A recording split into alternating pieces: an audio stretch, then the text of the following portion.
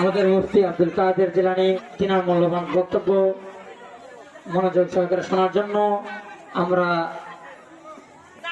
অযথা এদিক ওদিক না ঘুরে আমরা মাহফিলের প্যান্ডেলে এসে সুন্দর হয়ে বসে আসন গ্রহণ করি। আমাদের শায়খ মুফতি আব্দুল কাদের জিলানী তিনার গুরুত্বপূর্ণ আলোচনা আমরা সবাই যেন মনোযোগ সহকারে শুনতে পারি। الحمد لله نحمده ونستعينه ونستغفره ونعوذ بالله من شرور أنفسنا ومن سيئات أعمالنا من يهده الله فلا مضل له ومن يضلل فلا هادي له ونشهد أن لا إله إلا الله وحده لا شريك له وأشهد أن محمدا عبده ورسوله الذي أرسله بالحق بشيرا ونذيرا ومن دعا إلى الله بإذنه وسراجا منيرا فقد قال الله تعالى في كلامه المجيد وفي فرقانه الحميد أعوذ بالله من الشيطان الرجيم بسم الله الرحمن الرحيم يا أيها الذين آمنوا اجتنبوا كثيرا من الظن إن بعد الظن إثم ولا تجسسوا ولا يغتب بعضكم بعضا আলহামদুলিল্লাহ মহান আল্লাহ রাব্বুল আলামিনের দরবারে শুকরিয়া আদায় করি যে আল্লাহ তাআলা আমাদেরকে এমন একটি সহি মাহফিলে আসার মতন তৌফিক দান করেছেন। সবাই বলি আলহামদুলিল্লাহ। দেশে অনেক মাহফিলের আলোচনা হয়, অনেক সেমিনার হয়, কিন্তু এইরকম রাসূল সাল্লাল্লাহু আলাইহি সাল্লামের আদর্শে সহি আলোচনার প্রোগ্রাম কমই হয়ে থাকে, যেখানে মহান আল্লাহ রাব্বুল আলামিন বলেন লাকাদ কানা লাকুম ফি রাসূলিল্লাহি উসওয়াতুন হাসানা, তোমাদের জন্য উত্তম আদর্শ হচ্ছে তোমাদের রাসূল। ওই রাসূল সাল্লাল্লাহু আলাইহি ওয়াসাল্লামের আদর্শকে উপেক্ষা করে বর্তমান জমানার মুসলমানরা মাযহাবপন্থী হয়ে আমাদের রাসূল সাল্লাল্লাহু আলাইহি ওয়াসাল্লামের আদর্শকে মানতে চায় না। কোরআন হাদিসের বাহিরে বিভিন্ন কিচ্ছা কাহিনীর অনুষ্ঠানের আয়োজন করে আলহামদুলিল্লাহ এই অনুষ্ঠান, এই মাহফিল কোরআন এবং সুন্নাহ ভিত্তিক। আমি সূরা হুজরাতের 12 নম্বর আয়াতের সংক্ষেপ তেলাওয়াত করছি। একটি বিষয় হচ্ছে আল্লাহ রাব্বুল আলামিন ঈমানদারদেরকে বলতেছেন তোমরা ধারণা থেকে বেঁচে থাকো, কেননা অধিকাংশ ধারণা ওই গুনাহের, আর তোমরা মানুষের দোষ অন্বেষণ করার জন্য পিছু লেগো না। তারপরে আল্লাহ রাব্বুল আলামিন বলছেন ওয়ালা ইয়াগতাব বাদুকুম বাদা, তোমরা মানুষের গীবত করিও না। এই গীবত এমন একটি মারাত্মক ধরনের গুনাহ আমরা যা অহরহ করে থাকি, যা আমরা গীবতকে আর গীবত মনে করি না। আমরা মনে করি এই গীবত যেন আমাদের জন্য গীবাতে পরিণত হয়েছে। গীবাত খেতে যেমন মানুষ পছন্দ করে, তেমনি ভাবে গীবতকে মানুষ এমন ভাবে পছন্দ করে। আজ দেখা যায় চা স্টল থেকে আরম্ভ করে প্রতিটি ঘরে ঘরে, প্রতিটি পরিবারে, এমনকি দুনিয়ার মধ্যে সবচেয়ে শ্রেষ্ঠ স্থান মসজিদ, ওই মসজিদও মানুষের দেখছি গীবত করে। গীবত এমন একটা পর্যায়ে পৌঁছে গেছে, আমরা যদি কোরআন এবং হাদিসের আলোকে এই গীবত সম্পর্কে আমরা ধারণা নিতে পারতাম, আর আমাদের বাস্তব জীবনে যদি এই গীবত থেকে বাঁচার জন্য চেষ্টা করতাম, তাহলে আমরা পরিপূর্ণ ঈমানদার হয়ে যেতাম। আল্লাহ রাব্বুল আলামিন এই সূরা হুজরাতের প্রথমে বলছে, তোমরা মানুষের প্রতি খারাপ ধারণা করিও না, কারণ অধিকাংশ খারাপ ধারণাই গুনাহের কাজ। মুসলিম শরীফের হাদিস, আবু হুরায়রা রাদিয়াল্লাহু তাআলা থেকে বর্ণিত, রাসূল সাল্লাল্লাহু আলাইহি ওয়াসাল্লাম বলেন, আতাদরুনা মাল গিবা, তোমরা কি জানো গীবত কি?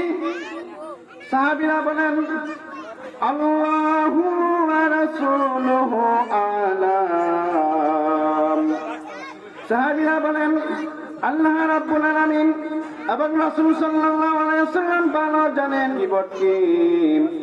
রাসূলুল্লাহ সাল্লাল্লাহু আলাইহি ওয়াসাল্লাম বলেন, ও সাহাবীরা, তোমার এক ভাইয়ের দোষগুলা যদি অন্য জনের কাছে বলো, আর এটা যদি তোমার ভাইয়ে শুনে মনে কষ্ট পায়, এটার নামই হচ্ছে গীবত। রাসূলুল্লাহ সাল্লাল্লাহু আলাইহি ওয়াসাল্লামের হাদিসের আলোকে জানলাম যে আমরা একজন মুসলমান ভাইয়ের দোষ যদি তার পেছনে অন্য কারোর কাছে বর্ণনা করি, তাহলে এটা হচ্ছে গীবত।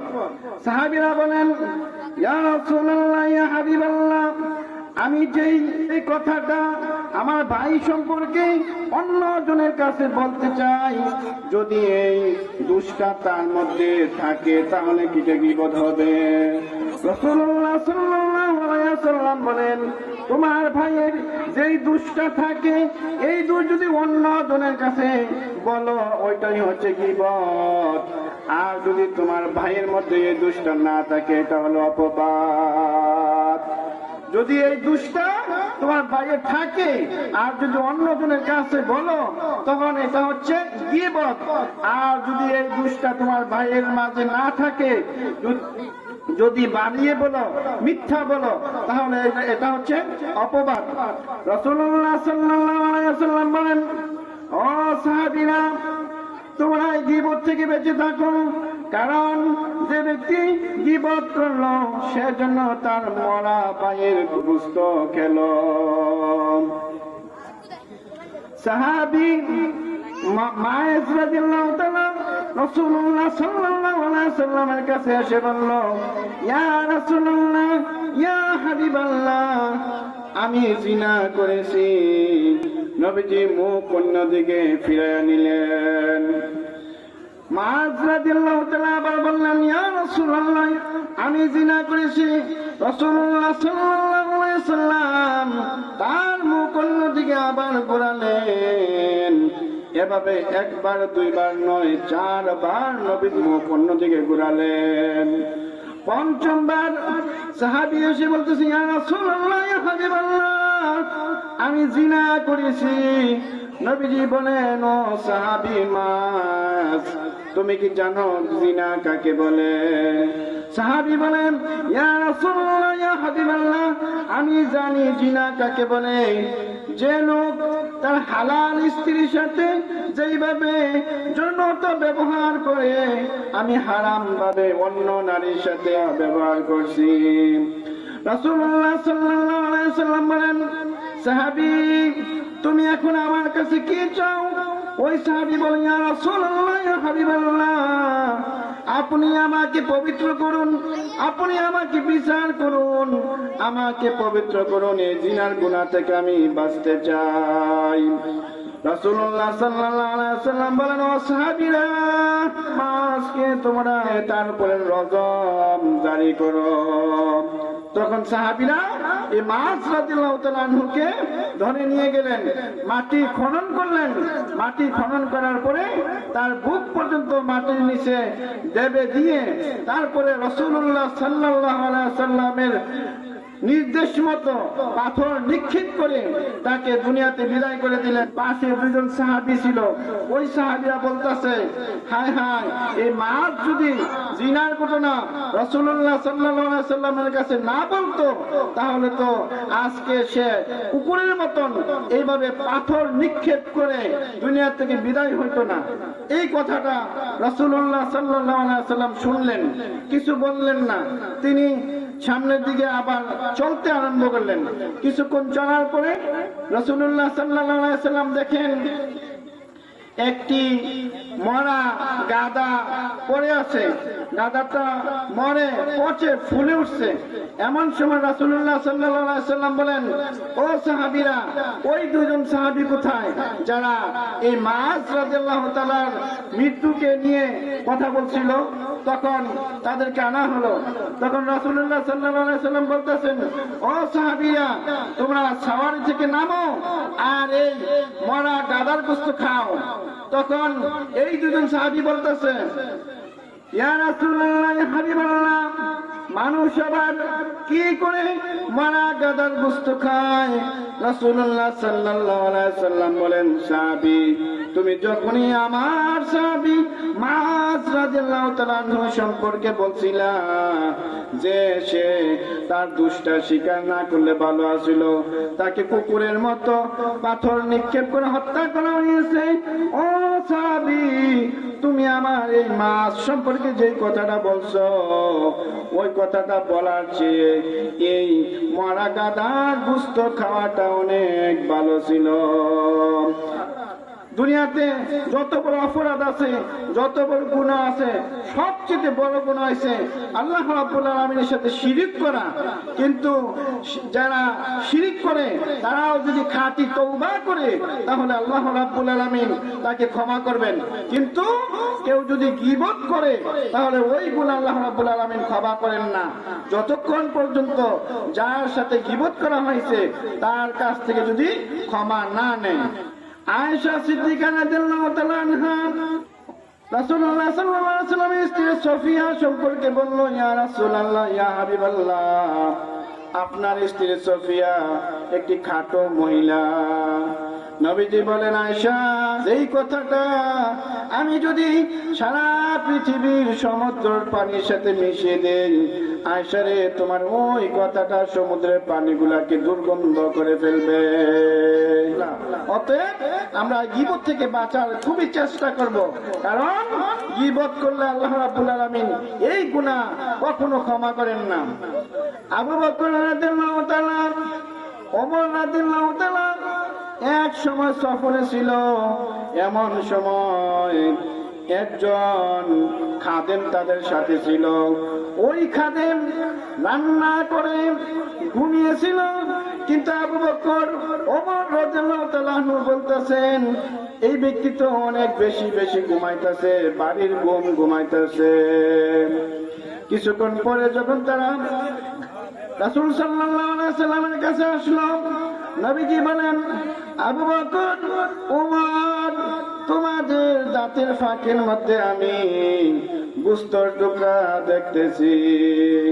এমন সময় সাহাবী আবু বকর, ওমর বলেন, ইয়া রাসূলুল্লাহ, ইয়া হাবিবাল্লাহ, আমরা তো এখন গোশত খাই নাই, কিন্তু আপনি কিভাবে আমাদের দাঁতের ফাঁকের মধ্যে গোশত দেখতেছেন? রাসূলুল্লাহ সাল্লাল্লাহু আলাইহি সাল্লাম বলেন, সাহাবী, তোমরা কিছুক্ষণ আগে তোমার এক ভাইয়ের সম্পর্কে বলছিলা যে সে অনেক বেশি ঘুমায়, বাড়ির মতন ঘুমাইতেছে। তোমরা যে কথাটা বলছো, এটা এত বড় গুনাহ হইছে, এই জন্য আমি দেখতেছি তোমাদের দাঁতের ফাঁকের মধ্যে ওই ভাইয়ের গোশত। অত বড় অপরাধ মানুষের প্রতি গীবত করা। অতএব আমরা যেন এই গীবত থেকে বেঁচে থাকি। সালমান রাদিয়াল্লাহু তাআলা আনহু একবার সফরে ছিলেন, ওনার সাথে দুইজন সাহাবী ছিল। ওই দুইজন সাহাবীর খাদেম ছিল সালমান রাদিয়াল্লাহু তাআলা আনহু। সালমান রাদিয়াল্লাহু তাআলা আনহুর দায়িত্ব ছিল রান্না বান্না করা আর তাবু টাঙ্গানো। ওই দুজন সাহাবী এসে দেখলো সালমান রাদিয়াল্লাহু তাআলা আনহু ঘুমিয়ে আছেন। তারপরে কিছুক্ষণ পরে ওই দুজন সাহাবী এসে তাবু টানাইলো, খাবার দাবার খাইতে বসলো।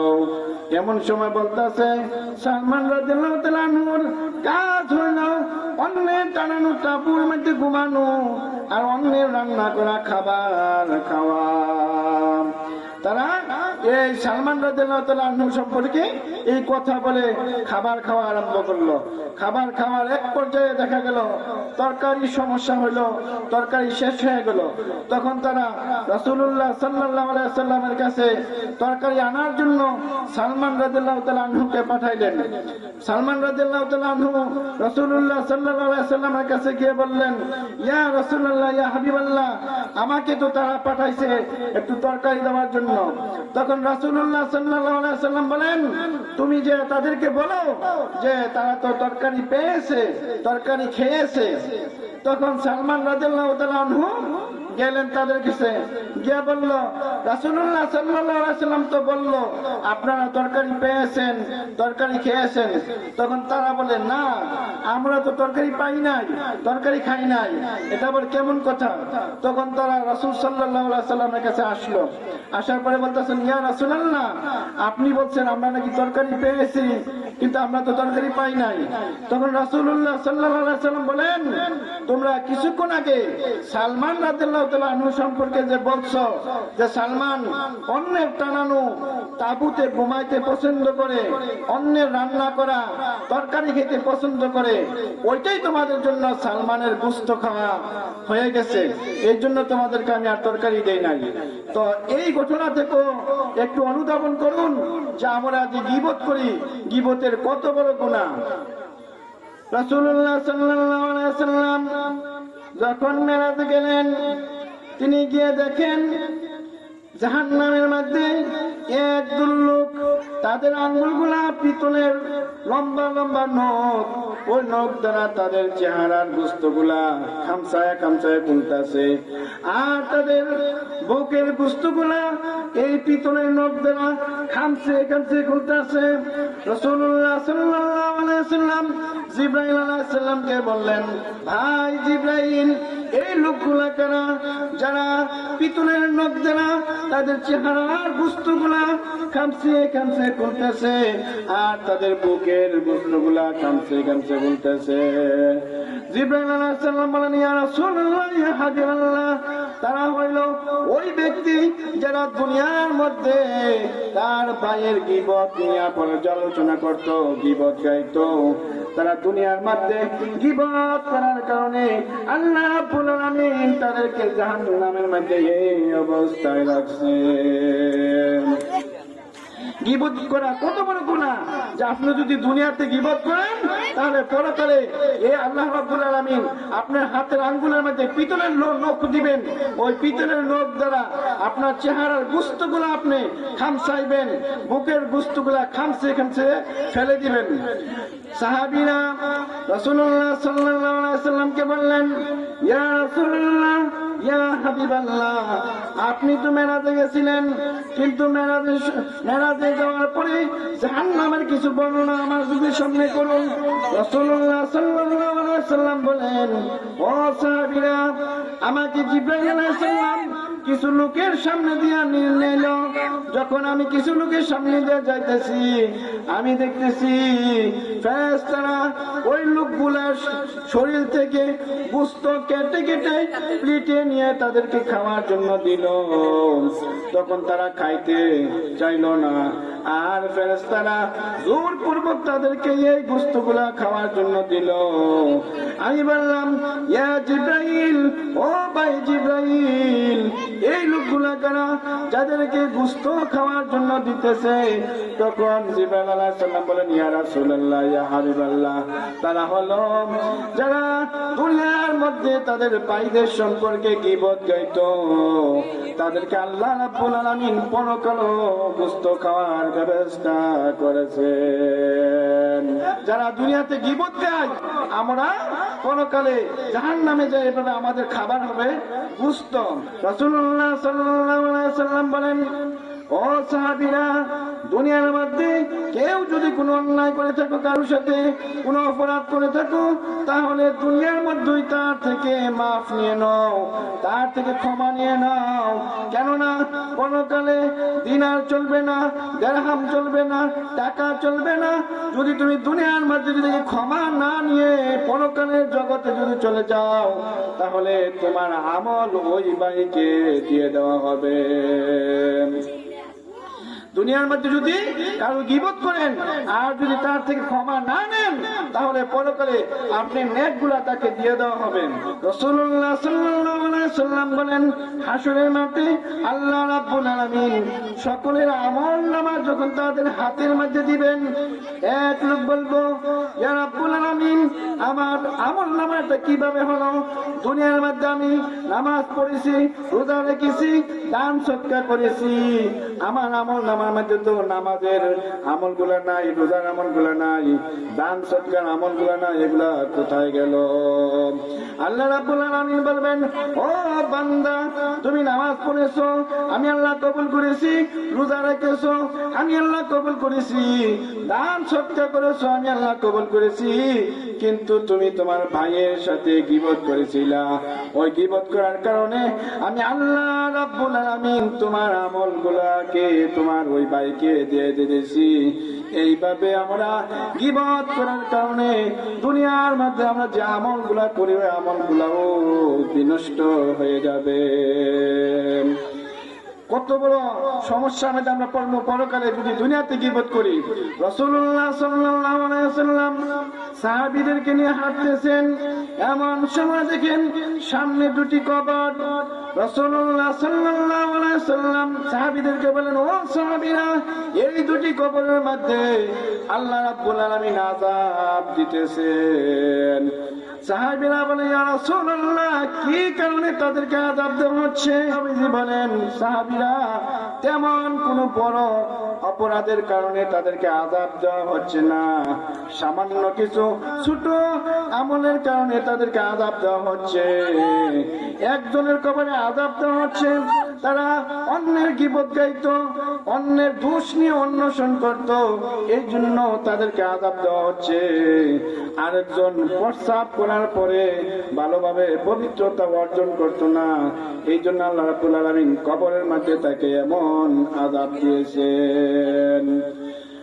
গীবত করার কারণে, প্রস্রাব থেকে ভালোভাবে পবিত্র হবার না হবার কারণে আল্লাহ রাব্বুল আলামিন কবরের মধ্যে এমন আযাব দিতেছেন। সুতরাং এই গুনাহ আমরা যা অহরহ করি, আমরা গীবত করতে যে কতই পছন্দ করি। রাসূলুল্লাহ সাল্লাল্লাহু আলাইহি ওয়াসাল্লাম বলেন, সাহাবীরা, তোমরা কি জানো কিসে মানুষকে ধাক্কা দিয়ে জাহান্নামের মধ্যে ফেলে দেয়? সাহাবীরা বলে, আল্লাহু ওয়া রাসূলুহু আ'লাম। আমরা জানি না, আল্লাহ রাব্বুল আলামিন ভালো জানেন এবং রাসূল সাল্লাল্লাহু আলাইহি ওয়াসাল্লাম ভালো জানেন কিসে মানুষকে ধাক্কা দিয়ে জাহান্নামে ফেলে দেয়।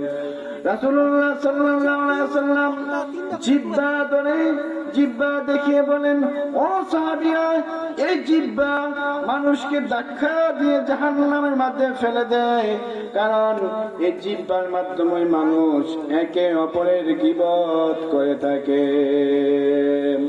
কত বড় অপরাধ যে জাহান্নামের মধ্যে ধাক্কা দিয়ে ফেলা দিবে আপনার এই জিহ্বার গুনাহের কারণে। সুতরাং আমরা যেন আমাদের কোনো ভাই বোনের নামে, মুসলমান কোনো ভাই বোনের নামে আমরা যেন গীবত না করি। আমরা যদি পারি তার দোষগুলা তার সামনে বলে তাকে সংশোধন করার চেষ্টা করব, তার পেছনে পেছনে আমরা গীবত না করব। সাহাবীরা বলেন, ইয়া রাসূলুল্লাহ, ইয়া হাবিবাল্লাহ, এই ভাইয়ের যে দোষগুলো আমরা অন্যজনের কাছে বর্ণনা করি, যদি তার মধ্যে এটা থাকে তাহলে কি গীবত হবে? রাসূলুল্লাহ সাল্লাল্লাহু আলাইহি ওয়াসাল্লাম বলেন, যদি তার মধ্যে থাকে সেটাকে গীবত বলা হয়, আর যদি তার মধ্যে না থাকে সেটা হচ্ছে অপবাদ। বর্তমান সমাজে পাওয়া যায় যে এত বড় অপবাদ দেয়। রাসূলুল্লাহ সাল্লাল্লাহু আলাইহি ওয়াসাল্লাম বলেন, কেউ যদি কারোর সামনে অপবাদ দেয় তাহলে তার সংসারে অশান্তি হয়, সমাজে অশান্তি হয়। অতএব ও সাহাবীরা, তোমরা কারোর নামে কিন্তু অপবাদ দিও না। আর যারা গীবত করে, যারা অপবাদ দেয়, তারা কিন্তু দেখে না কে আলেম, কে নবী, কে সাহাবী, সবাই নামে তারা গীবত করা আরম্ভ করে, অপবাদ দেওয়া আরম্ভ করে। রাসূলুল্লাহ সাল্লাল্লাহু আলাইহি ওয়াসাল্লামের স্ত্রী আয়েশা রাদিয়াল্লাহু তাআলা আনহার একটা ঘটনা এখানে বলতে হচ্ছে যে উনার নামে মুনাফিকরা কত বড় অপবাদ দিছিল। নবী সাল্লাল্লাহু আলাইহি ওয়াসাল্লামের একটা অভ্যাস ছিল, তিনি যদি কোথাও সফরে যেতেন তাহলে লটারি করে ওনার একজন স্ত্রীকে সাথে নিতেন। এক সফরে তিনি গেলেন, সাহাবীদেরকে সাথে নিলেন, লটারি দিলেন, হযরত আয়েশা রাদিয়াল্লাহু তাআলা আনহার নাম উঠল। তখন তিনি আয়েশা রাদিয়াল্লাহু তাআলা আনহাকে সাথে নিয়ে সফরে গেলেন। তারপরে ফেরার সময় সকলে যখন রওনা দিব, রাসূলুল্লাহ সাল্লাল্লাহু আলাইহি ওয়াসাল্লাম বলেন, সাহাবীরা চলো আমরা মদিনার দিকে রওনা দেই। আয়েশা রাদিয়াল্লাহু তাআলা আনহা ছিল একটু ছোট, মানে অল্প বয়সে তো ওনার বিয়ে হয়েছিল, অনেক ছোট ছিল। তখন আয়েশা রাদিয়াল্লাহু তাআলা আনহাকে হাউদার মধ্যে বসিয়ে উটের উপরে নিয়ে যেত, কিন্তু আয়েশা রাদিয়াল্লাহু তাআলা আনহা প্রাকৃতিক ডাকে তিনি একটু দূরে গেলেন। তিনি দূরে যাওয়ার পরে যখন আবার ফিরে আসলেন, আসার পরে উনি গলার মধ্যে হাত দিয়ে দেখেন ওনার গলার যে হাড়টা ছিল ওই হাড়টা কোথায় জানি হারিয়ে গেছে। তখন আয়েশা রাদিয়াল্লাহু তাআলা আনহা আবার ফেরত গেলেন যে আমার গলার হাড়টা কোথায় হারাইলো, আমি একটু খুঁজে আনতে যাই। তখন তিনি আবার গেলেন ওই জায়গার মধ্যে, যেন ওইখানে গিয়ে আবার হাড়টা পাইলেন। যখন ফেরত আসলেন, আসার পরে দেখেন সকল লোক চলে গেছে, এখানে আর কেউ নাই। তখন তিনি ভাবলেন সবাই তো আমাকে না নিয়ে চলে গেল, এখন আমি এখানেই শুয়ে থাকি। কারণ মদিনা যাওয়ার পরে রাসূলুল্লাহ সাল্লাল্লাহু আলাইহি ওয়াসাল্লাম যখন দেখবেন যে আয়েশা রাদিয়াল্লাহু তাআলা আনহা উটের উপরে হাওদার ভিতরে নাই, তখন তো আবার লোক পাঠাবেন। অতএব আমি এখানেই শুয়ে থাকি। আয়েশা রাদিয়াল্লাহু তাআলা আনহা এখানে চাদর মুড়ি দিয়ে শুয়ে রইলেন। রাসূলুল্লাহ সাল্লাল্লাহু আলাইহি ওয়াসাল্লামের একটা অভ্যাস ছিল, যদি কোথাও যাইতেন তিনি সফরে, একজন সাহাবীকে রেখে যাইতেন যে কাফেলা যখন চলে যাবে কেউ কোনো কিছু ফেলে গেছে কিনা তুমি সবার পরে এখান থেকে যাইবা। তখন সফওয়ান রাদিয়াল্লাহু তাআলা আনহু নামে একজন সাহাবী ছিল, উনি আবার এখানে ছিলেন যে সাহাবীরা কেউ কোনো কিছু ফেলে গেছে কিনা। যখন ভোরবেলা হলো তখন এই সফওয়ান রাদিয়াল্লাহু তাআলা আনহু খুঁজে খুঁজে দেখতেছেন যে সাহাবীরা এখানে কোনো কিছু ফেলে গেছে কিনা। তখন সামনে গিয়ে দেখে একজন মহিলা শুয়ে আছে চাদর মুড়ি দিয়ে। তখন এই সফওয়ান রাদিয়াল্লাহু তাআলা আনহু উনাকে দেখে বলল, ইন্না লিল্লাহ ইন্না লিল্লাহ। তখন উনার ইন্না লিল্লাহ শুনে আমাদের আম্মা জান আয়েশা রাদিয়াল্লাহু তাআলা আনহা ঘুম থেকে জাগলেন। তখন এই সফওয়ান রাদিয়াল্লাহু তাআলা আনহু আয়েশাকে দেখে চিনতে পারলেন, তিনি তো আমাদের নবী সাল্লাল্লাহু আলাইহি ওয়াসাল্লামের স্ত্রী আয়েশা রাদিয়াল্লাহু তাআলা আনহা। তখন করল কি, এই সফওয়ান ওনার উট এখানে আনলেন, আনার পরে উটকে ইশারা দিলেন বসার জন্য। উট বসলো, আয়েশা রাদিয়াল্লাহু তাআলা আনহাকে উটের উপরে বসাইলে আস্তে আস্তে রওনা দিলেন মদিনার দিকে। যখন দুপুর বেলা হয়ে গেল তখন কাফেলার সাথে যে একত্রিত হলেন। এই সুযোগে মুনাফিক সর্দার আব্দুল্লাহ বিন উবাই সকলের কাছে প্রচার, মুহাম্মদ সাল্লাল্লাহু আলাইহি ওয়াসাল্লামের স্ত্রী আয়েশা রাদিয়াল্লাহু তাআলা আনহা সারা রাত ওই সফওয়ানের সাথে কাটিয়ে এখন আমাদের সাথে এসে যুক্ত হয়েছে। এইভাবে আয়েশা রাদিয়াল্লাহু তাআলা আনহা নামে অপবাদ দিল, সকলের ঘরে ঘরে যায় এই কথা প্রচার করতেছে মুনাফিক আব্দুল্লাহ বিন উবাই। এই ঘটনা যখন সবার কাছে প্রচার হয়ে গেল, রাসূলুল্লাহ সাল্লাল্লাহু আলাইহি ওয়াসাল্লাম মানসিক ভাবে কষ্টে পড়ে গেলেন। আগে যেই রকম রাসূল সাল্লাল্লাহু আলাইহি ওয়াসাল্লাম ওনার স্ত্রীর সাথে কথা বলতেন, এখন তেমন কথা বলে না। তখন তিনি আয়েশা রাদিয়াল্লাহু তাআলা আনহার সাথে দীর্ঘ 1 মাস ভালোভাবে কথা বলেন না। আয়েশা রাদিয়াল্লাহু তাআলা আনহা রাসূলুল্লাহ সাল্লাল্লাহু আলাইহি সাল্লামকে বলল, ইয়া রাসূলুল্লাহ, আপনি আমাকে একটু সুযোগ দেন, আমি আমার পিতার বাড়িতে চলে যাই।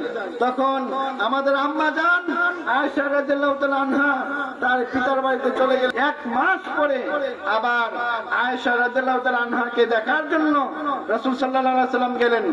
যাওয়ার পরে আবু বকর রাদিয়াল্লাহু তাআলা আনহু এমনকি আয়েশা রাদিয়াল্লাহু তাআলা আম্মা বলতেছেন, আয়েশা, তুমি রাসূল সাল্লাল্লাহু আলাইহি সাল্লামের কাছে যে ক্ষমা চাও যে আমি অন্যায় করে ফেলছি, আমাকে ক্ষমা করে দেন। তখন আয়েশা রাদিয়াল্লাহু তাআলা আনহা বলেন, আম্মা জান, আপনারা আমাকে কি শিক্ষা দিতেছেন?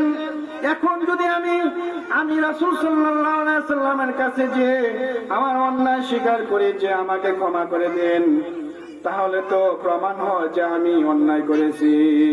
আপনারা আমাকে এইরকম আদেশ করবেন না যে রাসূল সাল্লাল্লাহু আলাইহি সাল্লামের কাছে যে আমি অন্যায় স্বীকার করব। আমি বহুত পবিত্র আছি, কোন অন্যায় করি নাই। আমার আল্লাহ রাব্বুল আলামিন আমাকে দেখছেন। আমার বিশ্বাস আল্লাহ রাব্বুল আলামিন হয়তোবা স্বপ্ন যুগে আমার রাসূলকে দেখায় দিবেন যে আমি আয়েশা রাদিয়াল্লাহু তাআলা আনহা কোন অন্যায় করি নাই। রাসূলুল্লাহ সাল্লাল্লাহু আলাইহি সাল্লাম মন খারাপ করে বসে আছেন।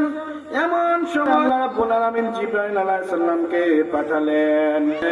রাসূলুল্লাহ সাল্লাল্লাহু আলাইহি সাল্লাম আয়েশা রাদিয়াল্লাহু তাআলা আনহাকে ডাক দিলেন, আয়েশা, এইমাত্র আমার কাছ থেকে জিবরাইল আলাইহিস সালাম উঠে চলে গেল। আল্লাহ রাব্বুল আলামিন তোমার নামে কোরআনের আয়াত নাযিল করেছেন, নাযিল করে জানিয়ে দিয়েছেন যে তুমি বহুত পবিত্র। আয়েশা রাদিয়াল্লাহু তাআলা আনহা বলে, আমি সর্বপ্রথম আমার আল্লাহ রাব্বুল আলামিনকে ধন্যবাদ জানাই, কারণ আমি কোনোদিনও কল্পনা করি নাই আল্লাহ রাব্বুল আলামিন আমার নামে কোরআনের মধ্যে আয়াত নাযিল করব আর আমার পবিত্রতা বর্ণনা করব। কিয়ামত পর্যন্ত কোরআন থাকবে আর মানুষে জানতে পারবে আমি আয়েশা কোনো খারাপ কাজ করি না।